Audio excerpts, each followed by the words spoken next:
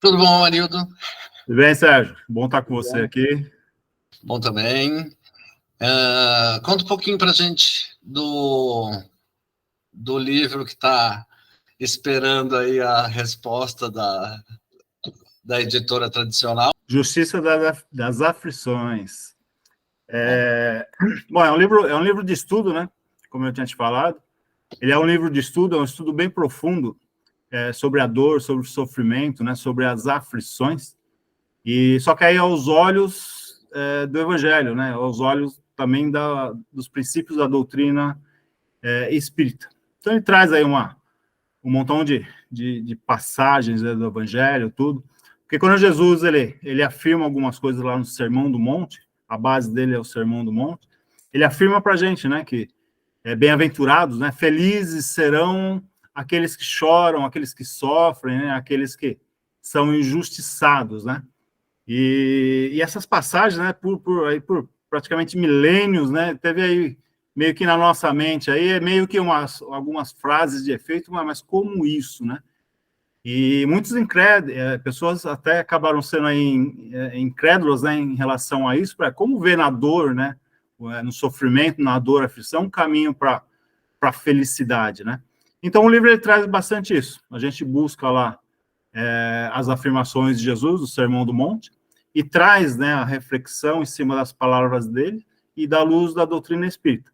Então, a gente precisa, na realidade, compreender, né, olhar pelos olhos da alma. Se a gente olhar pelos olhos da matéria, a gente jamais vai entender as afirmações de Jesus. Então, o livro ele traz bastante isso.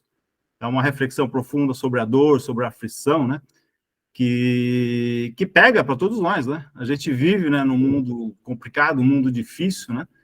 Então, a origem, ele saiu daí. Então, o objetivo, né, a proposta do livro é justamente a gente fazer uma ressignificação, né, da dor, né?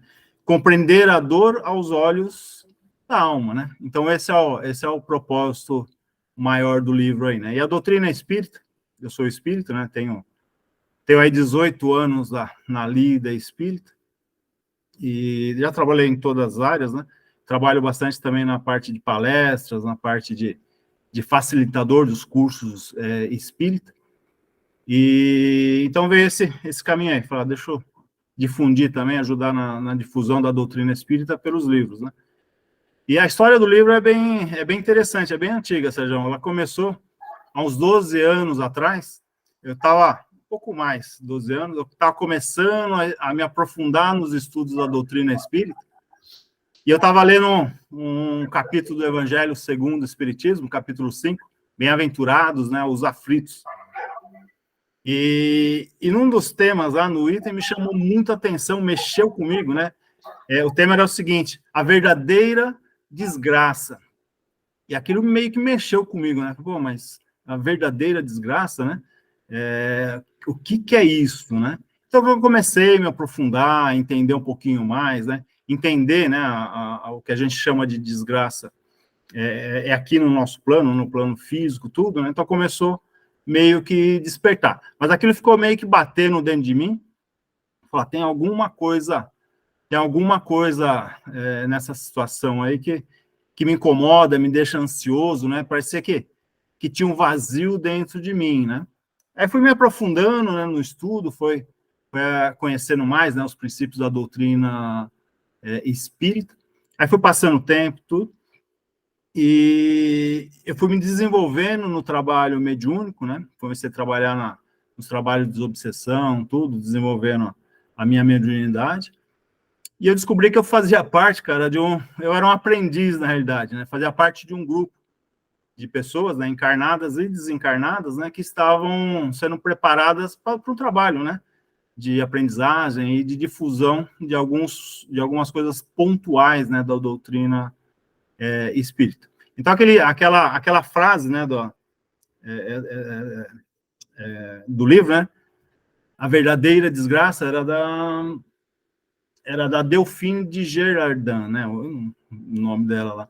Então, o texto dela é muito bonito, trazia uma visão bem diferenciada, né, do que aquilo que a gente imagina como desgraça. Então, aquele ficou meio que martelando, tá? E, recentemente, uns 3 anos atrás, já mais maduro, aí veio a intuição, veio a inspiração, falar, vamos tocar o barco em alguma coisa.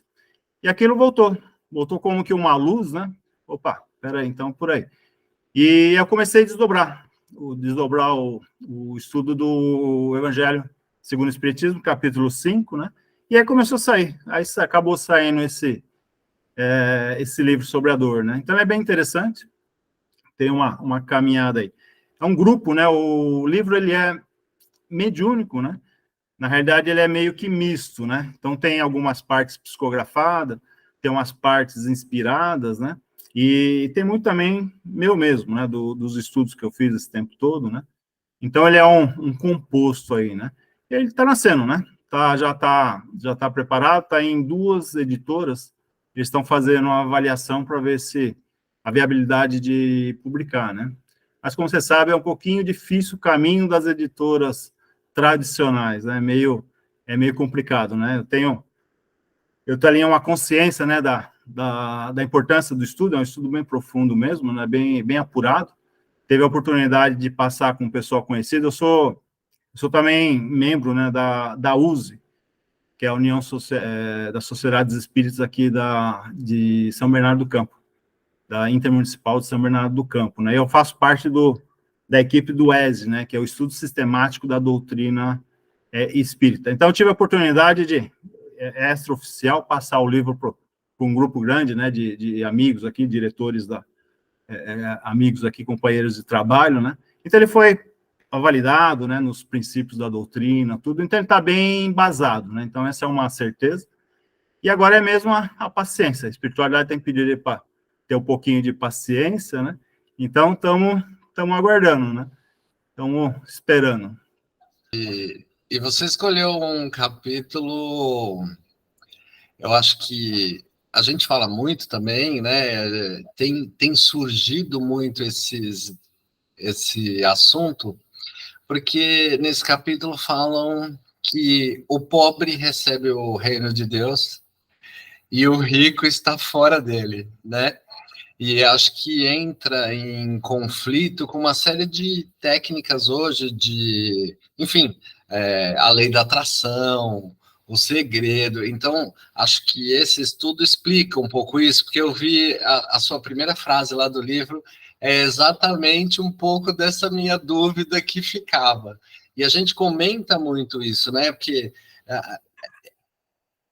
na Bíblia, porque isso não é do Evangelho, né? De Lucas e eu acho que Mateus, não é? Mateus, E na Bíblia ele comenta isso, mas tem que ser interpretado, porque eu acho que naquela época não era pobre de dinheiro e nem rico de dinheiro, né? De próspero. Eu acho que era realmente um pobre de espírito e um rico de egoísmo, enfim, né?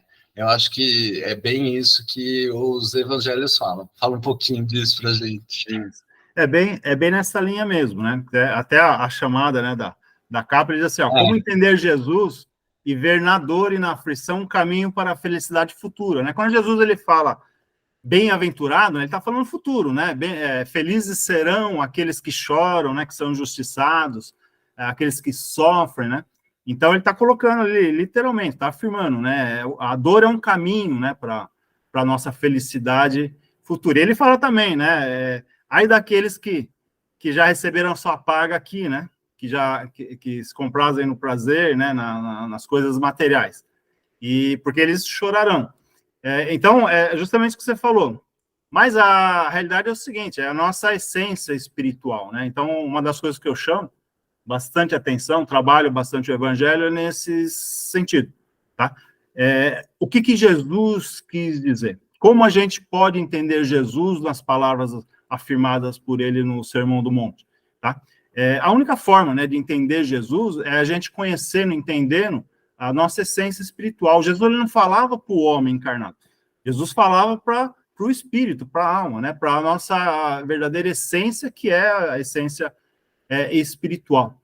Então, a dor, a gente sabe, né, pelo processo da lei do retorno, né, as dores que a gente passa aqui, o sofrimento, tudo que nos abraça de ruim aqui dessa encarnação, são resultados nossos mesmo, né? Alguma coisa que a gente fez lá no passado que a gente precisa estar reparando aqui. Ou então a vida está dando um chutinho na gente ali para a gente aprender, para a gente acordar, para fazer alguma coisa, né?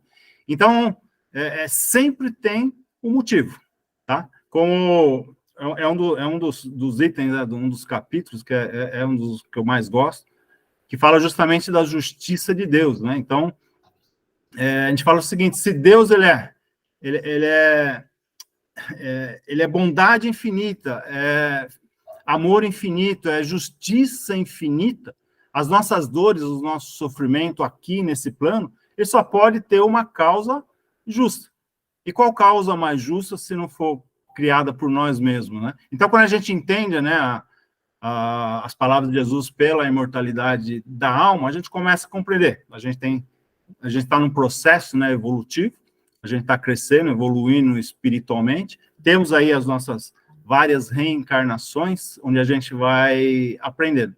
E os nossos erros, né, tudo que a gente faz de errado aqui, a gente vai criar uma ligação, e que a gente vai ter que reparar. É uma dívida, né, um crédito que a gente vai ter que pagar ou mais cedo ou mais tarde, ou nessa vida ou na outra vida, né? Então, eu gosto muito disso, né? A justiça de Deus, ela é infinita. Então, se a gente sofre, uma causa justa existe. Tá? E quando a gente entende a lei da atração, a gente vai ver que somos nós mesmos que criamos as nossas dores, né? Por um motivo ou por outro, né? Mas é bem isso que você falou. Jesus, quando ele fala felizes serão os que choram, os injustiçados, ele está falando da nossa alma imortal, né? Isso no outro plano, na nossa caminhada, ou agora ou mais tarde, né? E aqueles que receberam a paga aqui na Terra, que são felizes, que riem, né, como ele diz lá, pode estar indo para o caminho errado, né, porque está ligado muito à matéria, às coisas materiais, esquecendo, né, dos bens espirituais. Então, é meio que por aí, né. Olha, bacana. Você vai gostar do livro que eu te mandei. Legal. Tem bastante falando sobre lei divina. E uma das frases que marcou, que eu até usei num post aqui, é que a gente aprende com as nossas melhores glórias ou com os nossos piores fracassos, né? É sempre uma experiência, né? De uma forma ou de outra, sempre vai ser, né? E eu tive com a minha vizinha, ela tá com câncer agora, tudo. E foi uma das coisas que eu falei, porque ela falava assim, mas por quê? Né? Eu falei, olha, você pode até estar brava com Deus, né? Pode brigar com ele, conversa aí com ele, o que você quiser, mas assim, você precisa achar esse porquê dentro de você, né? Então, e achando esse porquê, vai ser um tanto quanto mais fácil você passar por esse sofrimento, né? Por essa dor. Então, é muito bacana. Gostei muito do tópico do livro e acho que pode ajudar, assim, um monte de gente que tem essas dúvidas. Esse, Sérgio, vamos dizer, é um dos propósitos meu, né? Então, como eu disse lá no começo, é divulgar, né, a doutrina espírita, e também levar, né, o consolo, porque o que você está falando está ligado a gente conseguir encontrar forças, né? Encontrar um consolo para a situação que a gente vive, tá? Então, quando a gente entende que existe uma vida futura, né, que nós somos espíritos eternos, imortais, que a vida continua, né, você começa a abrir um pouquinho, e o livro ele traz justamente isso, tá? Como entender Jesus. Jesus está falando para o espírito, está falando para a alma, né? Se a gente procurar o sentido das palavras deles aqui no mundo material, a gente não vai encontrar, e não vai encontrar consolo nunca, né? Como diz, a frase, por milênios, essas afirmações de Jesus foram as frases mais bonitas e de efeito do que de entendimento, né? A gente vê muito isso por aí, até hoje, mesmo entre muitos companheiros, né, de coração, dedicados na doutrina, na lida espírita, ainda confundem um pouquinho nesse sentido, tá? Mas é por aí. Uma doença grave, né, como você mencionou, né, ela tem o seu propósito, sempre vai ter o propósito dela.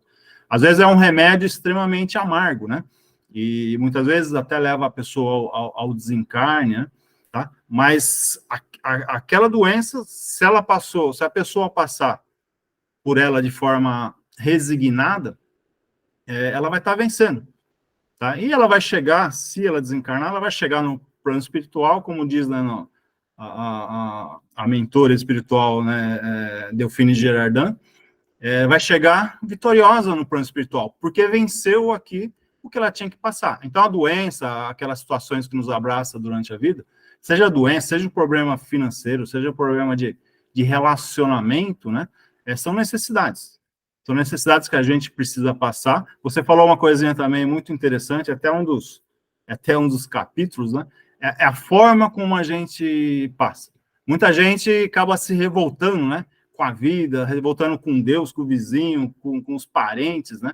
Então, faz daquela situação, né, daquela coisa que aparentemente para ela parece uma desgraça, faz daquilo uma situação extremamente complicada. E do momento que ela se revolta com tudo, principalmente com Deus, ela não está aprendendo, né? Que você falou agora, são as experiências, né?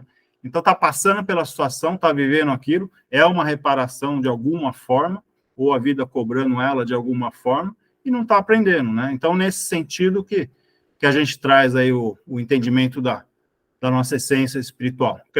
Quando a gente entende a nossa essência espiritual, tudo isso toma uma proporção diferente. Isso não vai tirar o peso, né? Nem as necessidades de passar por o que a gente tem que passar. Todos nós temos a nossa carga ali que a gente vai ter que carregar. Mas como Jesus disse, né?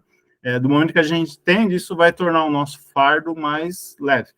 A gente vai encontrar força para conseguir superar tudo que nos abraça aí de ruim, né? Então, e o que chamou a atenção mesmo, como eu te falei, era o tema, quando eu comecei a pensar no livro, o tema era a verdadeira desgraça. Então, a gente olha tudo de ruim nessa vida como desgraça. Então, engraçado, né, que a mentora, ela fala, no final ela fala, a verdadeira desgraça está no teu prazer aqui, está na tua busca desenfreada pelas coisas materiais, e daí para frente, né? Então, é bem diverso do que a gente imagina, né, como ser encarnado aqui, né? Ah, com certeza. Você sabe que todo mundo acho que passa dificuldades, etc., mas era muito novo, passei uma série de dificuldades assim, e aí é complicado. Nunca saí distribuindo bordoada para quem não deveria, mas ao final daquela etapa, eu entrei numa outra etapa, e que aquele passo anterior me preparou para essa próxima etapa. Justo, então. Então, é uma coisa que a gente não sabe muito bem o porquê, mas de alguma forma tem no livro lá também, do Zé, tem que ele fala, de alguma forma fui eu que me coloquei aqui.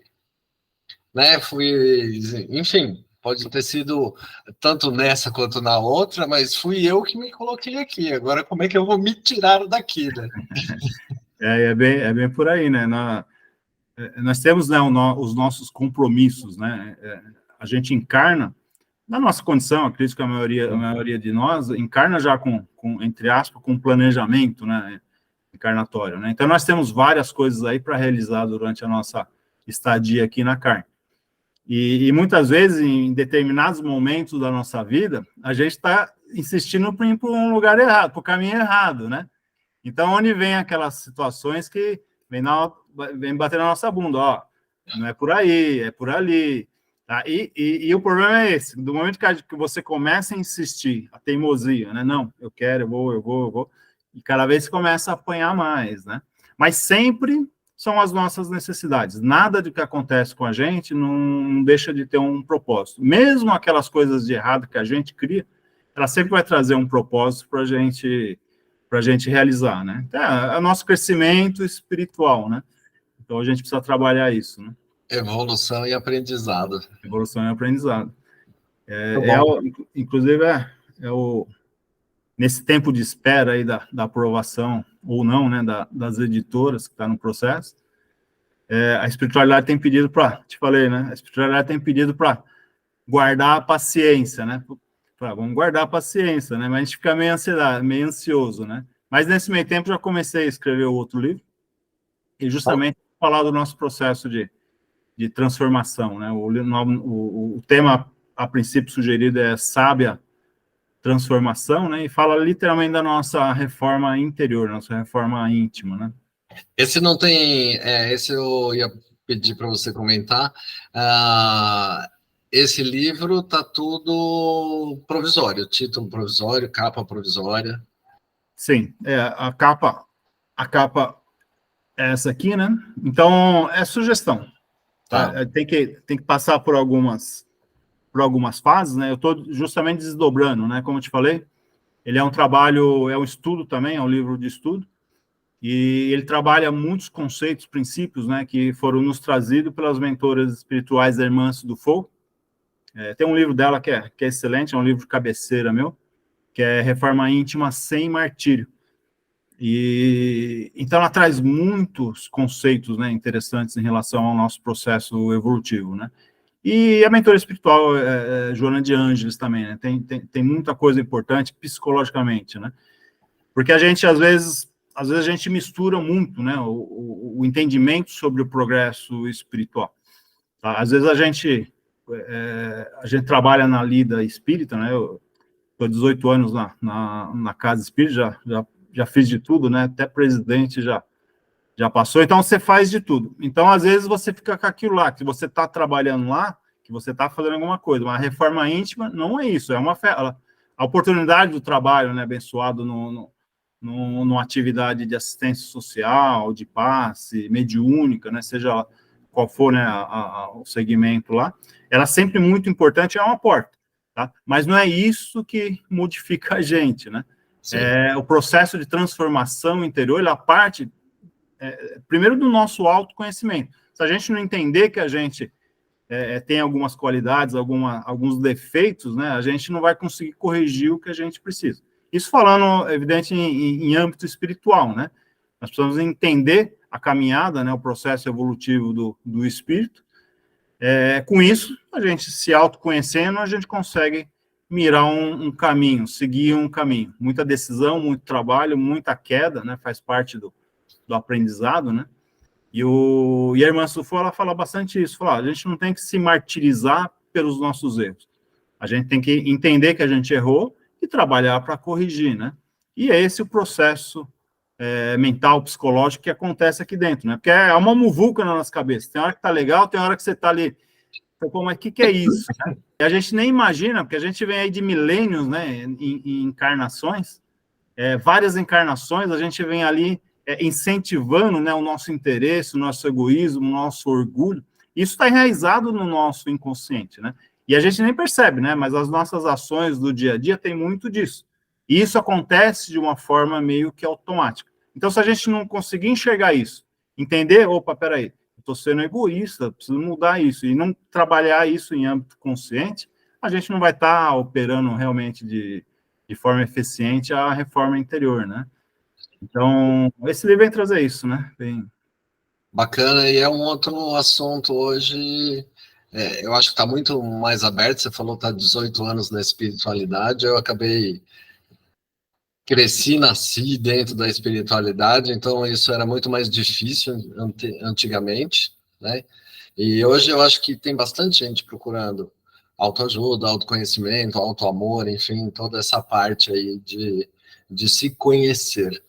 E não é porque a gente está no centro espírita que a gente já tá tudo bem, obrigado, né? A gente precisa fazer mais ainda para estar ali ajudando e etc. Na realidade, vai saber se a gente não é mais devedor do que a gente imagina, né? Porque são oportunidades, né?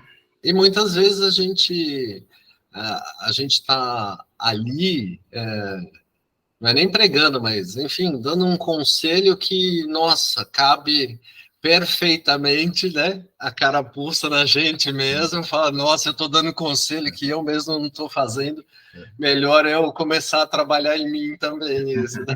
É bem por aí. Eu gosto muito de fazer palestra justamente por isso. Porque no momento que você faz a palestra, você tem que se aprofundar nela, né? No assunto, né? Então, você vai trabalhar e vai passar por você primeiro, né? O problema é que às vezes a gente esquece, mas a gente tem que fazer o possível para para ser o exemplo, né? Como diz lá no livro dos Espíritos, né? Jesus é o nosso modelo e guia, né? Então, a gente tem um parâmetro. Basta a gente querer seguir, né? No livro tem uma passagem interessante aqui, Sérgio. Na primeira parte, né, onde eu trabalho bastante a parte do Evangelho, né? Eu venho trazer ali meio que desmistificar algumas coisas. Eu coloco lá, a gente precisa tirar o Cristo da cruz, né? Verdade? Porque o que Verdade. acontece? A gente está aí há 2 milênios adorando o Cristo na cruz, né? E até eu comento, às vezes, brinco, né? Mas Jesus não morreu na cruz para nos salvar. Jesus ele viveu intensamente 3 anos para nos ensinar o caminho da salvação. O que é? É você viver, você sentir, você praticar o evangelho de amor de Jesus. Porque do momento que a gente faz isso, nós estamos nos transformando, né? Então, esse é o caminho da salvação. Jesus na cruz, morreu na cruz, ele mostrou todo o amor dele por nós. Mas não é o fato dele morrer na cruz que nós estamos salvos. Nós temos que suar, transpirar muito para alcançar, né, o que a gente chama de salvação. Salvação, na realidade, é a gente progredir espiritualmente. Quanto mais a gente progride espiritualmente, mais a gente vai caminhar para próximo do Pai, mais próximo da felicidade, e aí está a salvação, né? Mas tem aquela estereotipo, aquele estigma, né? Ah, Jesus morreu na cruz para me salvar. E quando eu começo a adorar o Cristo na cruz, eu esqueço o que ele veio trazer para a gente. É mais fácil adorar Jesus do que eu trabalhar no meu íntimo, né? Exercitar o que ele ensinou para a gente. Quer viver, né? Quer sentir, quer praticar o seu evangelho de amor, né? Então passa por tudo isso que a gente está falando, né? Sim. Praticar fé, amor e caridade, né? Fora da caridade, né? Não tem salvação, né? E a palavra, né? Quando Jesus falava, toda vez que Jesus falava a palavra amor, né? Ele mencionava o amor tudo. O amor no sentido que Jesus falava, ele vem de uma palavra hebraica, né? Que é emuná, né? Que é a fé judaica, né? E a fé judaica, para eles, não é apenas acreditar numa coisa, é você fazer, você tirar de você, exercitar, fazer alguma coisa para você merecer, né, as bênçãos do Pai, né? Então tem muita coisa aí que a gente distorce. Gosto muito de estudar a Bíblia. Tem um escritor espírita, não sei se conhece, é Severino Celestino. Já estou falando? Não, vai falar. Quando você tiver a Bom, oportunidade, ele tem alguns livros que é muito bom.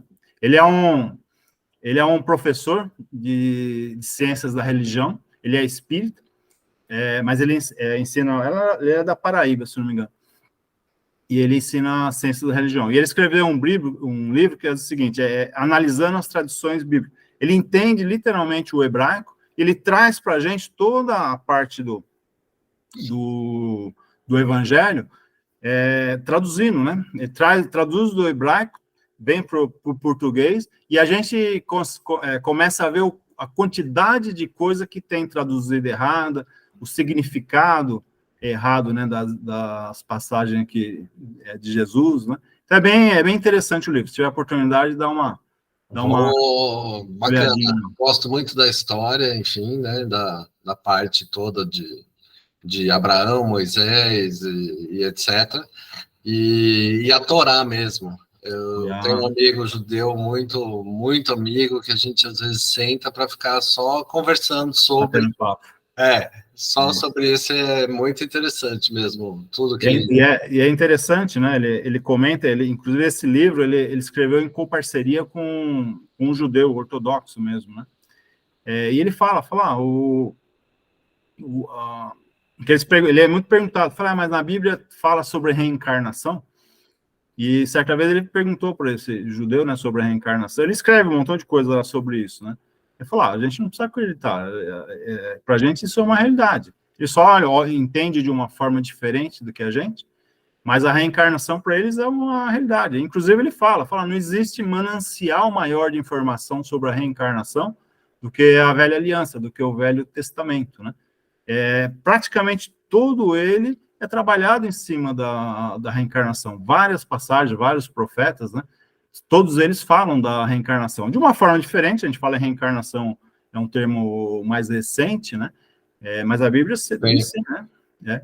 Inclusive, ele diz lá, né, na primeira parte da Gênesis, ele diz, né, que Deus criou o homem, né, e soprou na sua narina um sopro de vidas, né? Quando ele traduz do hebreu para o português, quando ele traduz o hebreu, no hebreu ele fala vidas, né?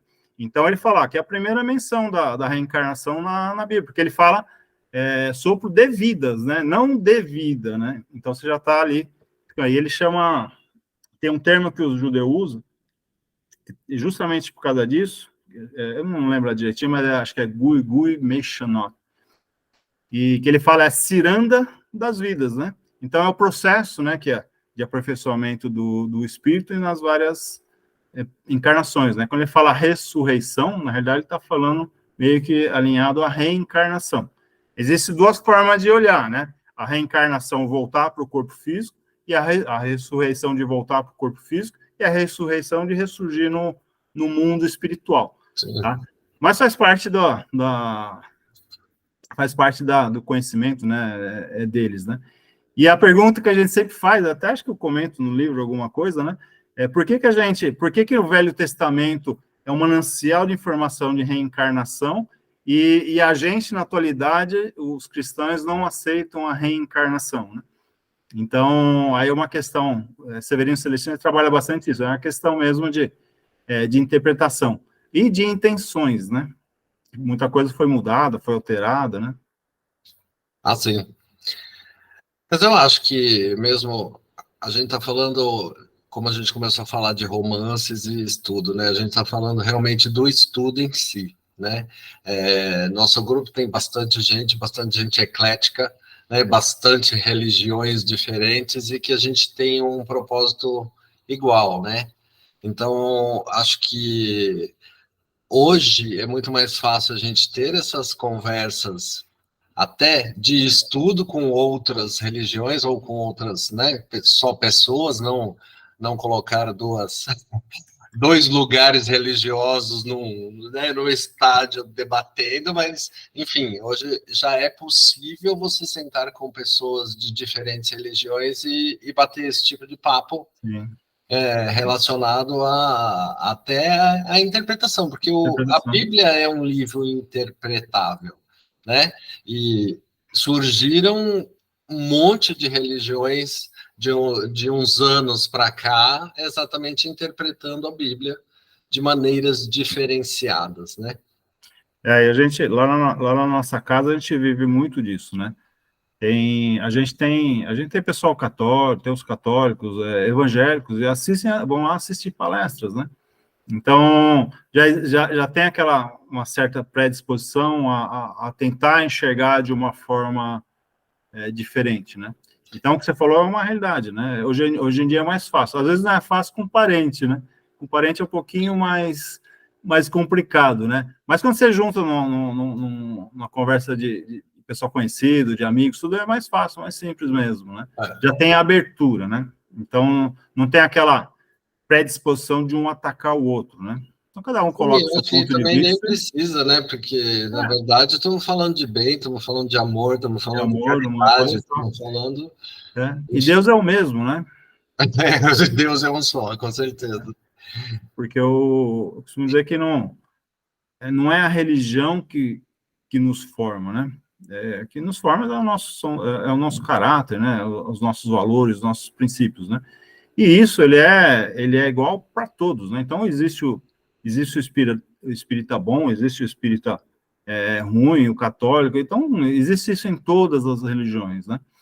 A gente costuma brincar também, né? Falar, mas quem que é mais cristão, né? Um muçulmano que tem 5 mulheres, mas trata, respeita todas as mulheres, os filhos, ou um espírita aqui, um católico, um evangélico que maltrata a mulher, os filhos, né? Cristão é mais o muçulmano lá que trata bem os filhos, e ele não tem culpa de ter nascido num lugar que os princípios, a cultura é diferente, né? Mas é a atitude dele que mostra o quanto que ele é uma pessoa boa, uma pessoa do bem, né? Então, a religião, ela é bem relativa nesse sentido, né? Quem faz a religião é aquilo que está dentro da gente mesmo. A gente escolhe uma ou outra, ou está nessa, ou está naquela, por algumas circunstâncias, né? Mas Deus é o mesmo, né? E outra, estar numa religião não é frequentar uma vez por semana ali, né? Estar numa religião é praticar essa religião todo dia, no dia a dia, a cada minuto, né? A gente fala muito na nossa casa, né? É fácil você praticar caridade nas atividades da casa, né? O difícil é quando você sai de lá, você está no teu dia a dia, você agir da mesma forma, né? Então, você exercitar, né, o amor cristão é complicado. A gente ainda está numa condição de caminhando para isso, né? Mas lá dentro é fácil, né? O importante é aqui na rua, né? Como que a gente faz? Tem que trazer para o dia a dia. Dia a dia, né? Então, é que a gente falou lá no comecinho, né? É viver, sentir e praticar o evangelho, né? Quando a gente souber e conseguir fazer isso, a gente vai estar numa condição melhor. Mas até lá a gente ainda vai ter que sambar muito, né? Tem, né? A gente tem toda enfim, a cultura do ser humano ainda é essa. Você falou, né, que vem entranhado isso na gente, vem da nossa cultura, das nossas religiões, enfim, né, você acabou de dar o exemplo de outro país, outra cultura, né, o muçulmano que tem várias esposas e trata bem todo mundo, é obrigado a tratar bem, né, é ensinado a tratar bem, pode ter quanto você quiser, mas vai tratar todo mundo igual e todo mundo bem. Então, eu acho que a gente tem muito isso, cultos, culturas e sociedades que acabam incrustando nas crianças e, enfim, né? Igual a Gabriela, que estava falando sobre o abuso, né? E que o abuso hoje já tem alguns países que estão colocando isso em pré-escola para criança saber os gatilhos, para criança saber que é um relacionamento abusivo e para ela não entrar nesse relacionamento abusivo, né? E eu acho que isso global, né? Não falando de relacionamento abusivo, falando de religião, falando de bem-estar, falando de tudo aí, né? Eu acho que a cultura precisa mudar bastante. Então a gente vai demorar um bom mas é por aí, jornada pela frente. Na doutrina espírita, né, a gente tem uma frase que diz que o espiritismo ele não vai ser a religião do futuro, né? Ele vai ser o futuro da religião. Às vezes pode até soar um pouquinho prepotente, tudo, mas não é nesse sentido, né? No futuro, todos nós vamos ter um conhecimento maior da verdade, da nossa essência espiritual. Então, todas as religiões vão ter esse conhecimento. Então, a religião ela vai ser basicamente uma coisa só, né? Então, quando todo mundo entender a mesma verdade, estiver alinhado com a verdade, com o comportamento, com o trabalho no bem, tudo, então vai meio que unificar tudo. Né? Então, isso é a religião do futuro. Aquelas religiões que, por algum motivo, não se alinharem, se afastarem disso, vão acabar ficando para trás mesmo, tudo, mas as coisas tudo se ajeitam, né? Faz parte aí da transformação, né? Todos nós nos transformando, né? O mundo também está em transformação, né? Então, foi até comentado há pouco tempo aqui num grupo que eu tenho também, que realmente o mundo está muito diferente, está com essas mudanças muito rápidas, bem mais do que a gente viu. Então, antigamente, para mudar o mundo todo demorava 10, 20 anos, hoje a cada 2, 3 anos muda tudo. E no final, algumas religiões não aceitando determinadas coisas estão começando a não abrir a porta para determinado fiel que poderia gostar daquela maneira de ver. Eu acho que nem o espiritismo, mas a espiritualidade. Né? Com a espiritualidade de qualquer uma dessas religiões. Então, as que fecharem a porta para esse mundo novo, daqui a pouco pode até acontecer o que você falou, daqui a pouco simplesmente se extingue, né? E não vai fazer parte dessa cúpula aí. Vai ficando para trás, né? Que é a mesma coisa da ciência, né? A religião que negar a ciência vai ficar para trás. A gente fala, o espiritismo ele é uma religião que está crescendo junto, né? Então, se a ciência está comprovando que é assim, Não adianta você falar que não é assim. Você indo contra, uma hora vai cair no descrédito, né? Sim. Então, acaba ficando meio complicado, né? E esse é um caminho. Você falou a palavra-chave, né? Espiritualização, né? Nós comentamos lá no começo também, nós não somos um corpo de carne que possui um espírito. Nós somos um espírito que provisoriamente, né, possui um corpo de carne. Nós estamos aqui aprendendo em progresso, e a vida eterna, nós somos imortais, a vida continua, né? Então, esse é um processo que em algum momento todas as religiões vão estar alinhadas a isso. Que existe, né, o corpo físico e o espírito, a gente sabe. A Bíblia mesmo é um manancial de informação nisso, né? Nicodemos, né? Jesus lá, o espírito é como o vento, a gente ouve a sua voz, mas ninguém sabe de onde ele vem nem para onde ele vai. Nós existimos antes do berço, vamos continuar existindo, né? Depois da morte, somos espíritos eternos, estamos em progresso. Então, essa é uma realidade. Por mais que se tente negar, por mais que faça aquelas curvas, contorcionismo para negar isso, essa é uma realidade, né? E uma hora todo mundo vai estar alinhado a ela, né? Acho que as coisas vão ficar mais fáceis quando isso acontecer, né? Com certeza. E outra, vibrando mesmo pelo mesmo Deus, né? Que isso aumenta ainda mais essa potência toda. E tem aquela outra frase: nós não somos humanos vivendo uma experiência espiritual, nós somos espíritos vivendo uma vivência humana. Né? É bem isso aí, né? Esse é um dos focos do livro, né? Quando a gente compreende isso, quando a gente compreende essa realidade, a nossa consciência toma um rumo diferente, né? Então, aquelas coisas que a gente considera como desgraça aqui, a gente vai começar a perceber que, às vezes, por mais duro, por mais difícil que seja, é um remédio amargo. Difícil, duro, mas é uma coisa que está vindo para o nosso bem.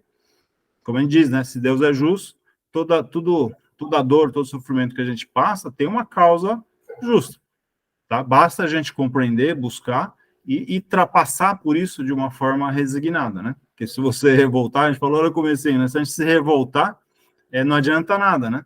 Então, você está passando por uma dor, por um sofrimento, você se revolta com Deus, você não está aprendendo nada, né? Vai ter que voltar a outra encarnação se precisar para aprender de novo, né? Não tem jeito, né? E quanto mais rápido aprende, mais rápido passa, né? É verdade, verdade. E vai saber quantas e quantas encarnações a gente já não está indo, voltando, sem aprender, né? Então, essa é uma realidade aí de muitos, né? E talvez a gente mesmo, né? Com certeza. Só que eu acho que tinha que ter negociação. Falar, toda vez que eu voltar para aí, você me deixa uns 400, 500 aninhos aqui, por favor, antes de voltar para a Terra. Mas às vezes a gente não consegue, às vezes lá, começa a pesar muito a consciência, a gente quer acelerar, né? Porque lá a nossa consciência é dilatada, né? Você volta para o plano espiritual, na nossa condição. É evidente que existem vários níveis evolutivos, né? Mas na nossa condição, a gente volta para lá. Quando a gente chega lá, a gente tem a nossa consciência ampliada, a gente vê o tamanho das burrices que a gente fez, né? Dos encrencas que a gente entrou. A gente vai querer rapidinho pedir oportunidade para voltar mais rápido, né? Opa, vamos voltar lá, vamos dar um jeito. E esse é um dos problemas, né? Porque às vezes aquela ansiedade de você querer vir mudar, reparar o erro que você cometeu, às vezes você não se prepara do jeito que você tem que se preparar, né? Volta meio que capenga, né? E acaba errando de novo, né? Todo um processo. Ou conserta 2 e estraga 10, né? É que ele fala, né? Adianta você vir aqui arrumar uma coisa e depois estragar mais 2, 3, né? A tua dívida, em vez de diminuir, só está aumentando, né? O carnezinho lá vai aumentando, né? Pois é. A gente tem o carnezinho que tem que quitar tudo, né? Não pode ficar nenhuma prestaçãozinha atrasada lá. Muito bacana, hein? E quanto tempo já está de espera da tradicional? Então, está indo agora para 4 meses, né? E está meio que nos limites, né? Então, estão 2, né, avaliando, a Intelitera e a Vida e Consciência. Mas já tô pensando aqui. Mas te pediram quanto tempo? Oi? Te pediram quanto tempo? A Interlitera, 6 meses. Ah, legal. A Vida e Quando eu Consciência... mandei, estavam pedindo 12 meses. Não, essa, da última vez que eu mandei, eles pediram 6 meses. Acho que eu mandei em fevereiro, ou março, alguma coisa assim. Acho que foi em fevereiro que eu mandei para eles. Então, ela ainda tem um tempinho, mais uns 2 meses, né? E eu mandei para a FEB também, não direto, mandei para um conhecido. Eu não sei como está o processo lá, até preciso dar uma levantada. Mas eu estou cultivando, como te falei, né? Tentando cultivar aí o máximo possível a paciência. E a espiritualidade fala, ó, tenha paciência, calma, né? Ah, não, e também, né? Mesmo aprovando, você vai ter um tempinho todo para o editorial. Então, aí que vai começar os outros 6 meses de espera. De espera, né? Por isso que eu comecei o outro, né? A ideia é justamente, nesse meio tempo, nessas esperas, encaminhando em paralelo com outra obra. A outra obra, existe até a intenção, de repente, se por acaso estiver enrolado, ou se por acaso tiver algum problema de negativo, porque essa obra, como eu te falei, é uma obra, Justiça das Aflições, é uma obra em várias mãos, né? Então, eu faço parte de uma equipe espiritual, então, são várias entidades envolvidas nessa obra, né? Então, eu estou seguindo meio que a risca ali. A outra não, a outra já é uma coisa mais direcionada ao estudo mesmo, às minhas atividades, né? Então, de repente, eu vou focar o trabalho da autoedição, acho que como você fez, né? Você fez uma autopublicação, como que você fez? Fiz prestadora de serviço. Prestador de serviço. Prestador de serviço demorou mais ou menos isso, uns 6 meses para ter o livrinho na mão, né? Todo o processo. Toda a parte de diagramação, capa, tudo. Legal. Tá fechadinho. Ficou bom, assim. Na época, para mim, como eu não conhecia o mercado, então me ofereceram aquele pacote de todo mundo no mesmo lugar. Então eu tive o capista, o copydesk, todo mundo, revisão, né? Então, como eu não conhecia ninguém, eu queria tirar esse peso, né, esse processo administrativo mesmo da minha mão. Outra coisa que eu gostei é que eles puseram em todas as plataformas e tem o centro de distribuição que é deles. Então, isso também, na época, eu falei, não vou dar conta disso, então foi ótimo. De resto, o marketing, que realmente não está no contrato, eu não vou fazer marketing para você, e realmente não fazem, então quem tem que se virar para vender o livro sou eu. Foi bom mesmo ter falado com você, cara. Bom te ver de novo. E estou aqui na expectativa de chegar teu livro aqui para ler, né? Eu gosto muito de leitura, né? Então já tô... você vai ver, tem bastante coisa que a gente falou hoje que você vai ver lá. Depois eu vi opinião da galera aí também. Não, legal. Depois a gente vai fazer a divulgação dele aqui, né? Eu entrei lá na Amazon e vi lá. Outras pessoas lerem para eu saber o que estão achando. Legal. Tá legal. Mas, maravilha, Sérgio. Foi bom ter conversado com você. Valeu o papo. Valeu muito. Obrigado também. Até uma próxima aí.